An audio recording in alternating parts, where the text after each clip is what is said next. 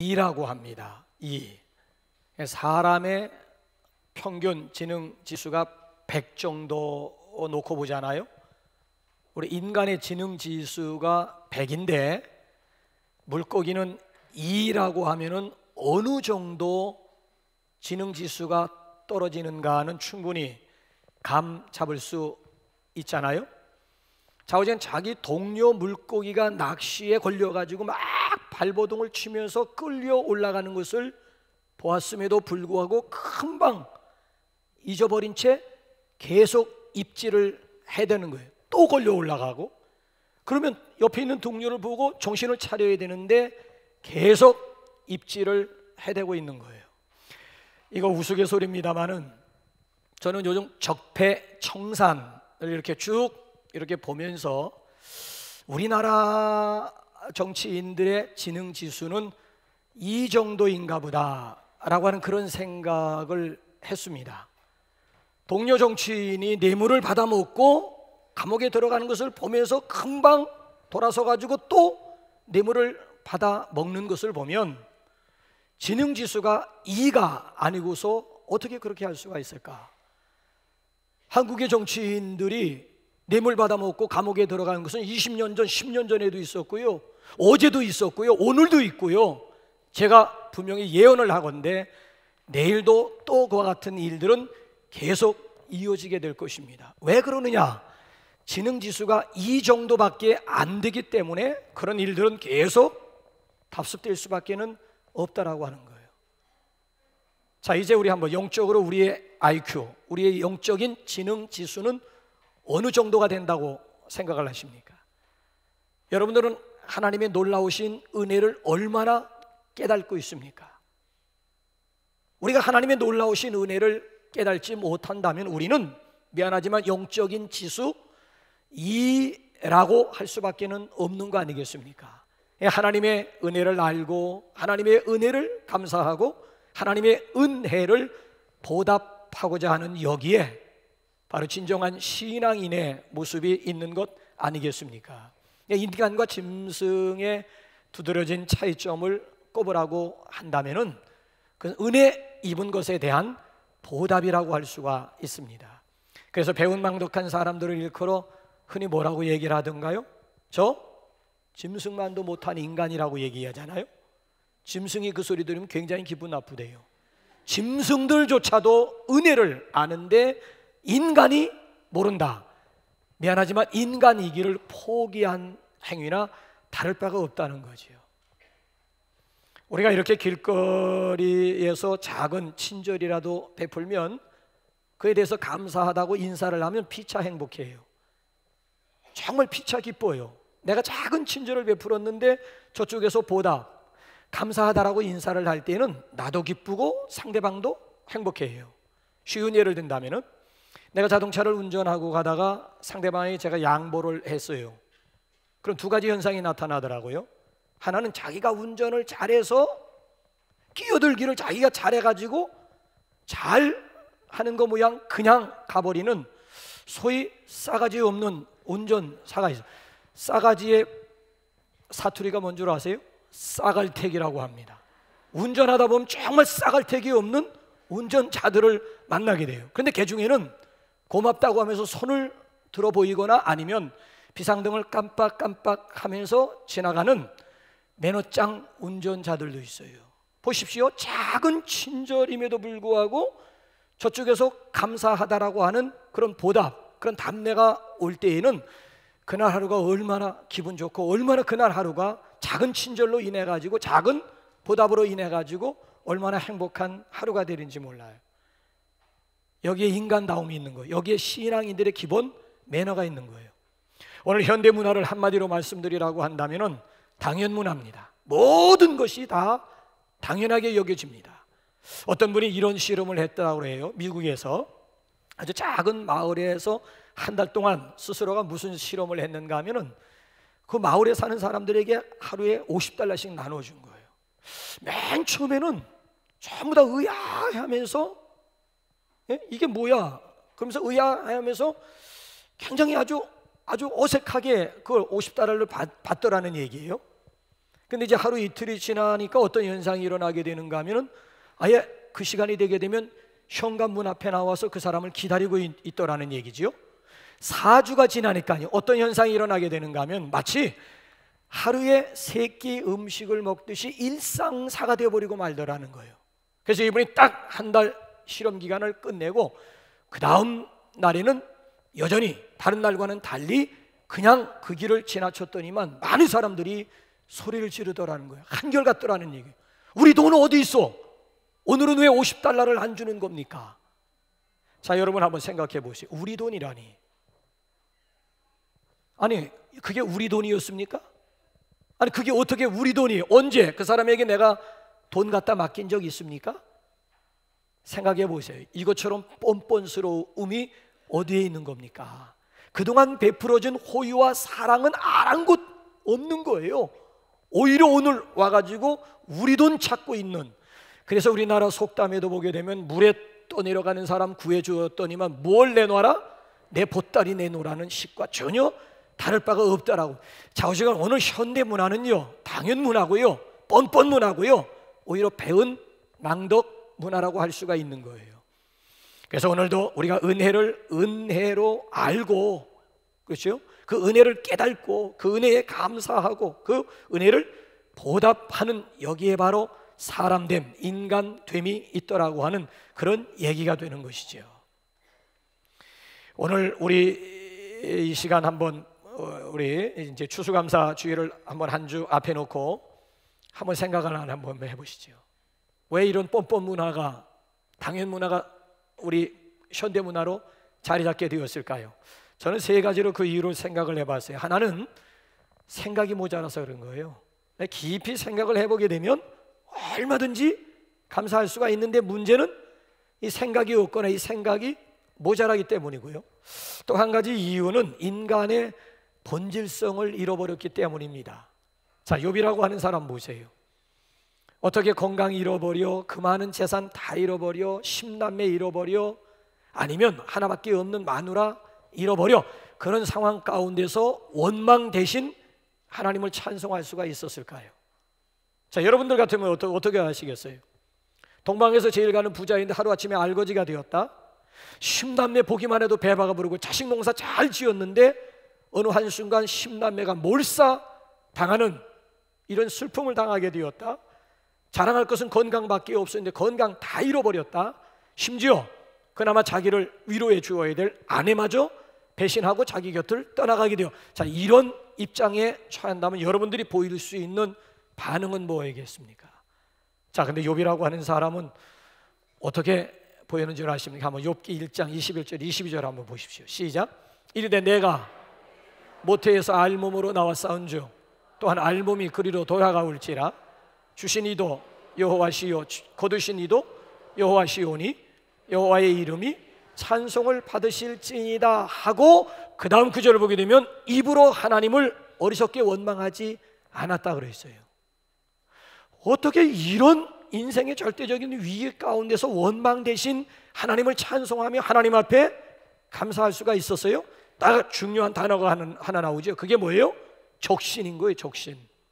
적신이라고 하는 것이 뭔가 하면 알몸입니다. 알몸의식이 있었던 거예요. 원래 나는 알몸으로 세상에 왔다가 결국은 알몸에 배옷 하나 걸치고 가는 것이 내 본질, 내 인생임을 깨달았다라고 하는 거예요. 그냥 무에서부터 출발하니까 모든 것이 다 감사해요. 잃어버려도 빼앗겨도 그 속에서 원망이 아니라 감사할 수가 있었다는 얘기지요. 여기에 바로 원인은 여기에 있는 거예요. 무에서부터 출발하기만 하면 모든 것이 다 감사일 수밖에 없는, 옷 한 벌이 있어도 감사하고 먹을 것 한 끼 있어도 감사한 거예요. 저는 목사이기 때문에 여러분들보다는 병원 출입이 잦습니다. 병원을 자주 가게 되는데 저는 병원에 갈 때마다 내 자신이 기적이라고 생각을 해요.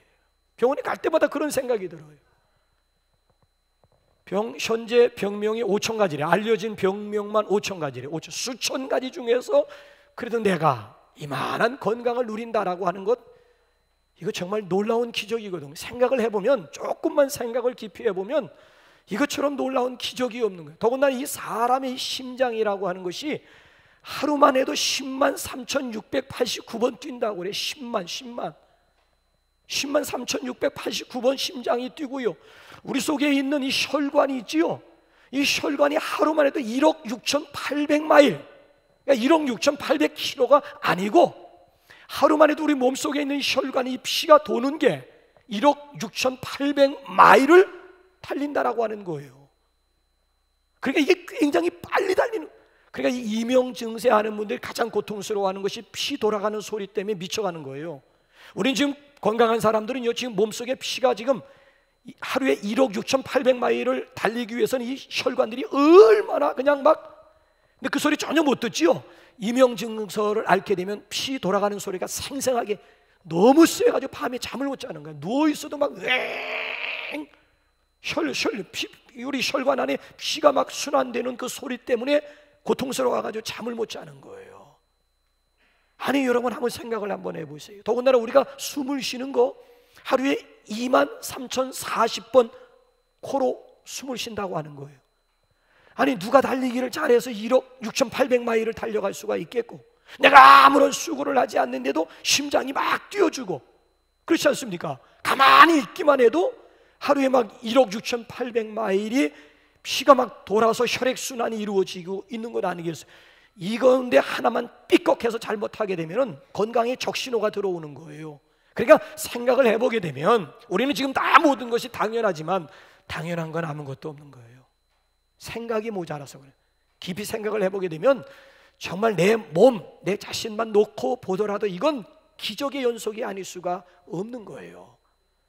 더군다나 왜 우리 현대문화가 뻔뻔문화요, 당연문화로 자리를 잡고 있을까요? 그 이유 중에 또 하나가 뭔지 아십니까? 그것은 뭔가, 우리가 살면서요, 우리의 눈높이를요 아래에 두고 사는 것이 아니라 항상 위에 두고 바라보고 사니까 짜증이 나고 원망이 나고 불평이 나는 거예요. 세계 나라가 지금 한 250여 개 나라가 되는 거예요. 세계 지도를 한번 쫙 펴놓고 한번 냉정하게 한번 살펴보라고. 하루에 3끼 먹는 나라가 과연 몇 나라나 될 것 같아요?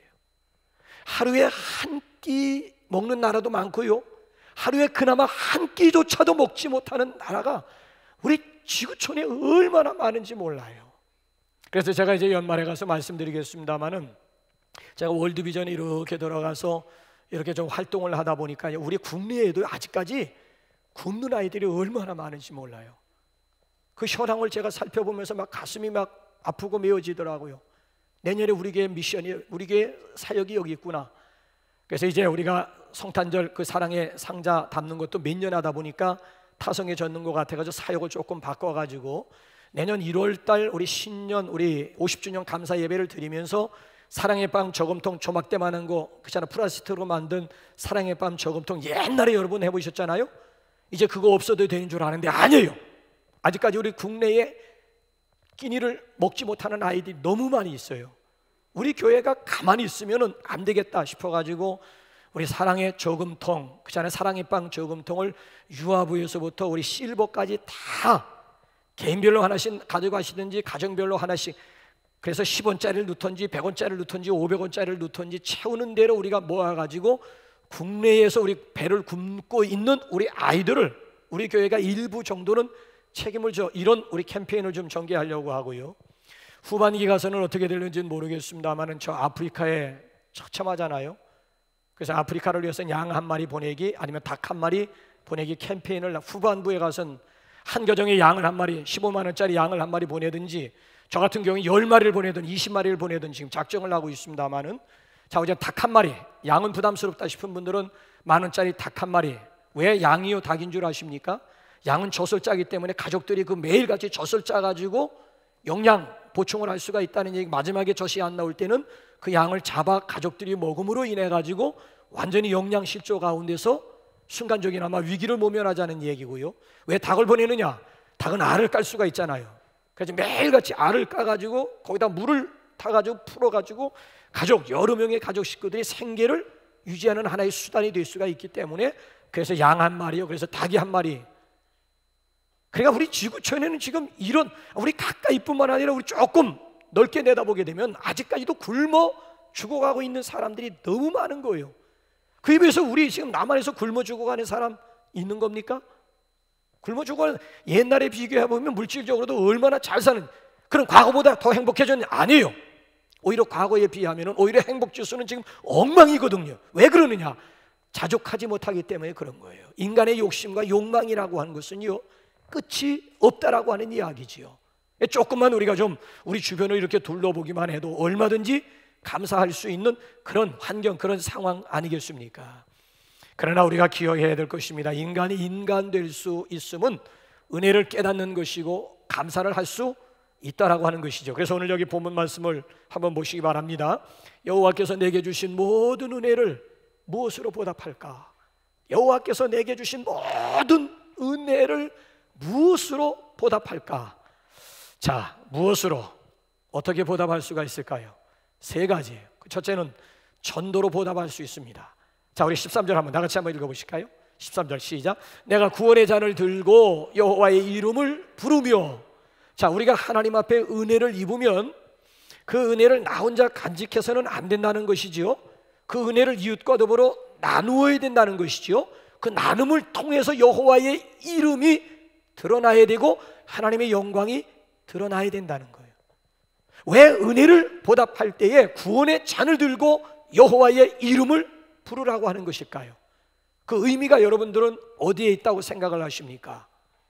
왜 구원의 잔을 들고 여호와의 이름을 부르라고 하는 것이냐 이거예요.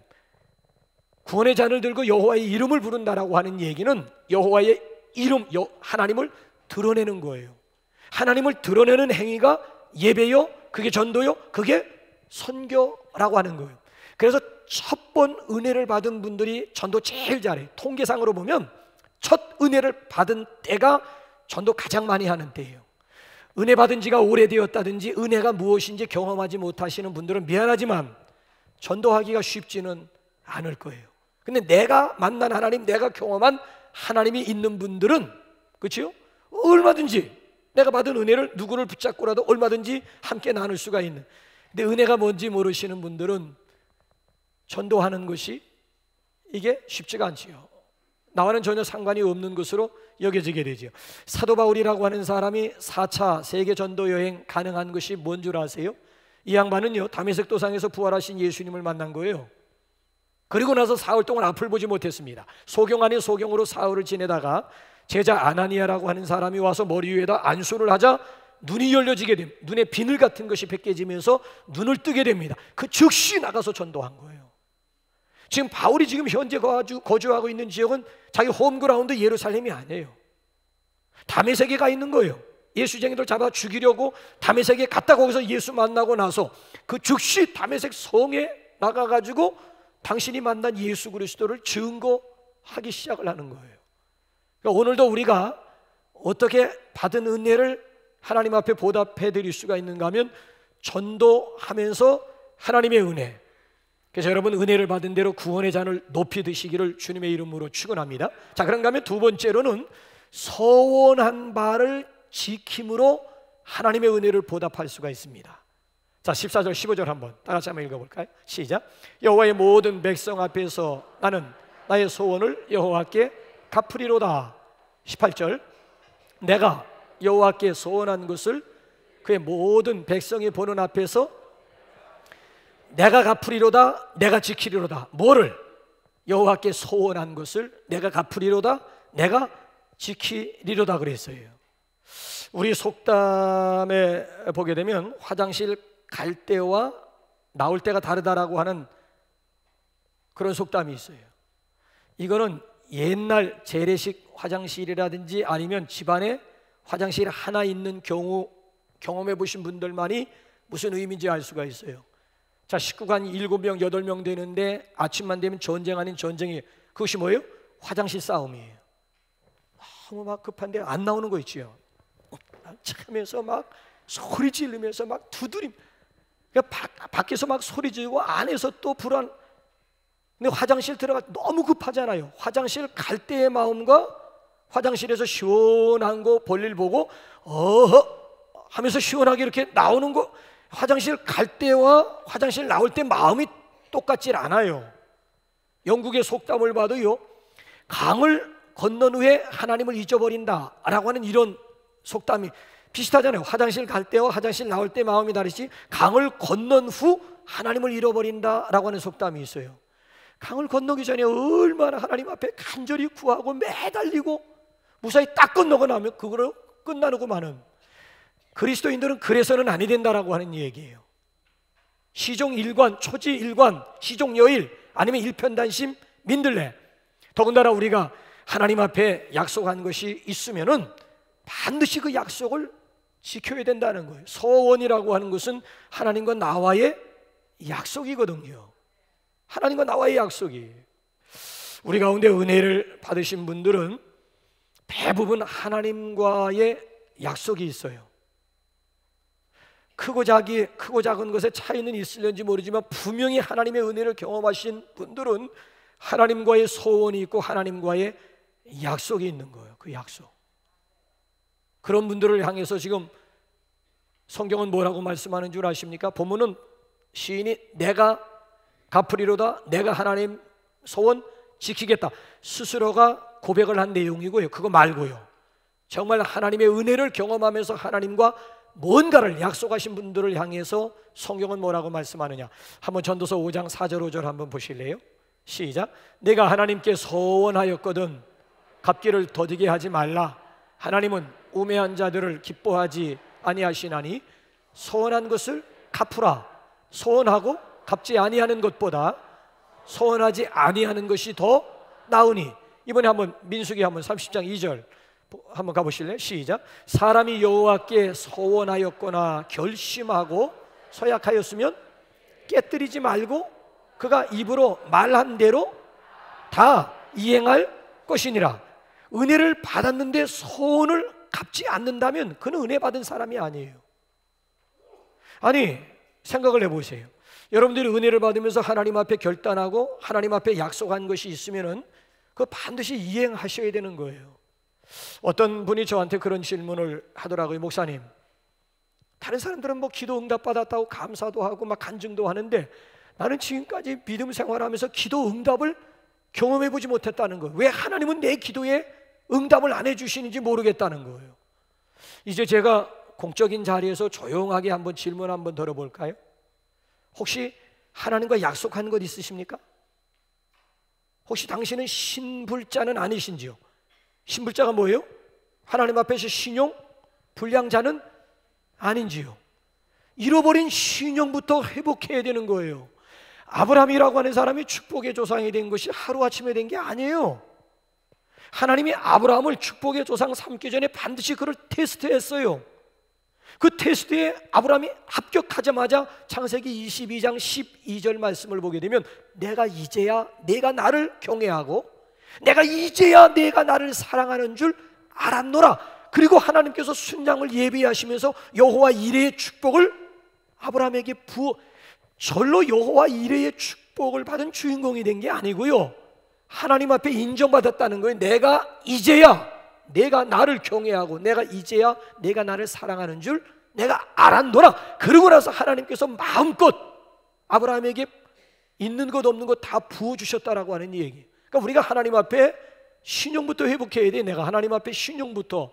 그래서 여기 본문에 나와 있는 시인은 내가 여호와께 소원한 것을 갚으리로다, 내가 여호와께 소원한 것을 지키겠나이다 하면서 지금 결단하고 있는 거예요. 그러니까 하나님과의 소원을 지키면서 하나님의 은혜를 보답할 수가 있고요, 마지막 세 번째로는 감사의 제사로 보답할 수 있습니다. 17절 한번 끝으로 한번 읽어볼까요? 17절 시작. 내가 주께 감사제를 드리고 여호와의 이름을 부르리이다. 자, 구약의 제사의 핵심이 뭘까요? 자, 저긴 감사 제사의 제사의 핵심이 뭘까요? 제사의 핵심은 제물입니다. 흠없는 제물입니다. 자, 왜 우리가 감사의 제사를 드리고 감사의 예물을 드려야 할까요? 소원한 바를 하나님이 이루어 주셨기 때문이 그래요. 자, 보세요. 우리가 은혜를 받고 감사 제사를 드리는 것은 그렇게 어려운 일은 아니라고 봐요. 아니, 인간 관계 속에서도 은혜를 입으면요, 반드시 그 은혜를 어떤 형태든지 간에 갚으려고 하는 거예요. 이게 사람의 도리라고 하는 얘기죠. 그래서 옛말에 보게 되면은 원수는 물에 새기고 은혜는 어디 새겨라? 돌에 새기라고 하는 말이 있어요. 원수는 흘러가는 물에 새겨버리고 은혜가 있다면 그 은혜는 반드시 돌에 새기라고 하는 그런 충고예요. 우리 그리스도인들이 왜 특별히 감사 제사를 드려야 되는가 하면은, 제가 성경 두 구절을 한번 소개해 볼까요? 한번 고린도후서 4장 15절 한번 읽어보세요. 왜 우리가 감사 제물을 하나님 앞에 드려야 되는가 하면, 시작. 왜냐하면 모든 것이 너희를 위함이니 많은 사람의 감사로 말미암아 은혜가 더하여 넘쳐서 하나님께 영광을 돌리게 하려. 왜 우리 그리스도인들이 감사 제사를 드려야 되는가 하면, 이는 왜냐하면 모든 것이 너희를 위함이라. 많은 사람들의 감사로 말미암아 은혜가 더하여 넘쳐서 결과적으로 너희를 위하는 것 같지만은, 그 감사, 넘치는 감사로 인하여서 하나님께 영광이 돌아간다는 거예요. 감사는 플러스라는 거예요. 플러스.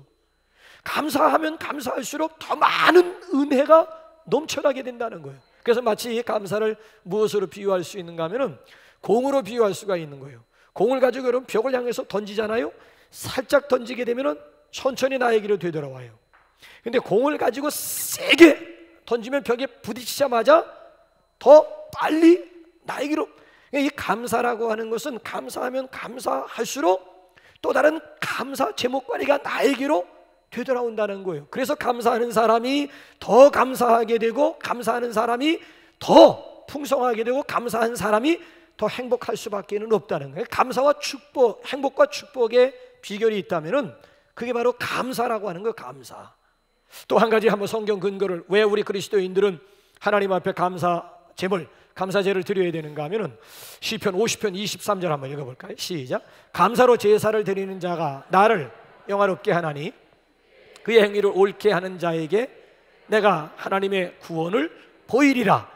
감사 제사는요, 보답하는 행위가 될 뿐만 아니라 감사제야말로 하나님을 영화롭게 해드리고 하나님을 기쁘시게 해드릴 수 있는 최고의 수단이 된다는 거예요. 저와 여러분들은 다 하나님의 기쁨을 위하여 창조된 피조물들이에요.